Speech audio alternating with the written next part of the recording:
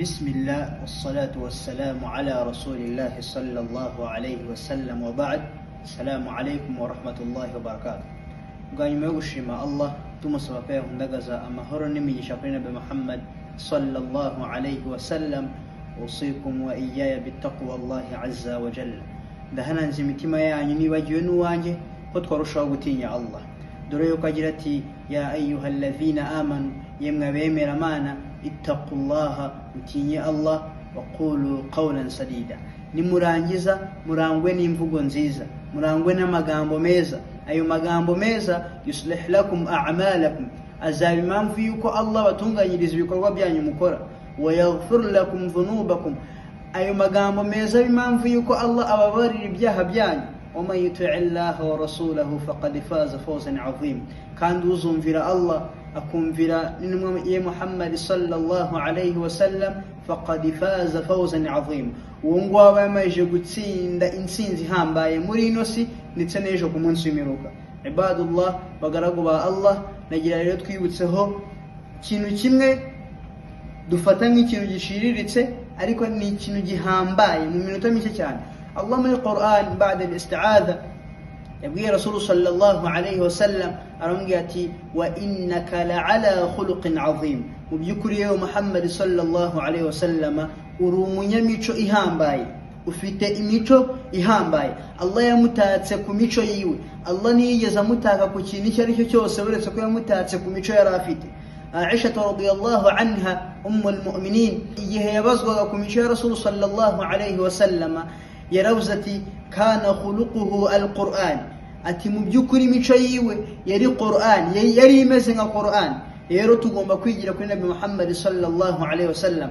Ashabihi, abasahaba biwe baratubwira ati kunna nata'allamu alhadiya kama nata'allamu alilm, twamwigiraga imico nkuko twigaga ubumenyi, nkuko twashakaga ubumenyi. Rero natwe tugomba gufatira kuri urwo rugero. Rasul sallallahu alayhi wasallam muri hadith atugira inama agira ati ittaqillaha ya ayyuhan nas, yemwe bantu, ittaqillaha, mutinye Allah, watbi' sayyi'atan hasana, no mu gihe wakosheje ujye ukurikizaho icyiza, tamuhuha, kubera ko cya cyiza gisiba bya bibi wakoze. Wa khaliqin nas bi khuluqin hasan, nurangiza ujye ubana na bagenzi bawe neza, ujye ubana na bagenzi bawe ufite imico myiza. Imico myiza niyo itwereka uriwe. Imico myiza, Rasul sallallahu alayhi wasallam munsi w'abasahaba baramubaje ati man ahabbu ibadullahi ila Allah, ese ya Rasulullah, nabahe bagaragu bakunzwe imbere ya Allah? Nuhe mugaragu ufite urukundo Allah afitiye urukundo? Arababwira ati ahsanuhum khuluqa, ni wa wundi ubarusha imico myiza. Nimba uzi kurusha bagenzi bawe imico myiza, menya ko Allah gukunda. Ntabwo ari wowe ukunda Allah, ahubwo Allah ni ugukunda bitewe n'imico ufite myiza. Rero abayisilamu tugomba gufatira kuri urwo rugero. Rasul sallallahu alayhi wasallam mu hadith atubwira ati arba'u man kunna fika fala alayka ma fataka min ad-dunya, ibintu bine iyo bifite nta gihombo ufite muri iyi si. Ibintu bine iyo bikuriho cyangwa iyo bifite nta gihombo ufite muri iyi si. Muri ibyo bintu bine, wa husnul khuluq, harimo no kuba ufite imico myiza. Nimba ufite imico myiza, menya yuko nta gihombo ufite muri iyi si.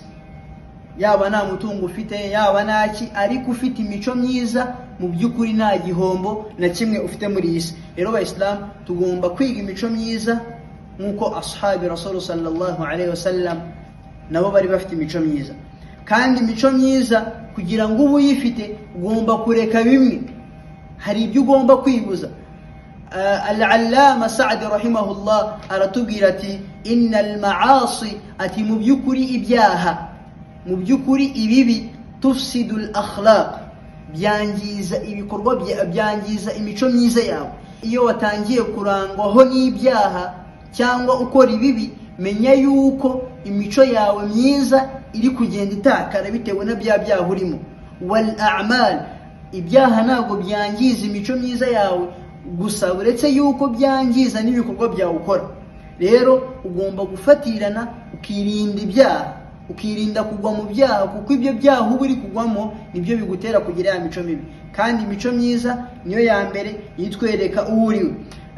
Imam Shafi'i rahimahullah aratubwira ati al-ilmu nurullah, ubumenyi ni urumuri rwa Allah, wa nurullah, kandi urumuri rwa Allah la yu'tihi al-'as, ntabwo ajya ruha umuntu uwo ari we wese ukora ibyaha, ntabwo ajya ruha umunyabyaha.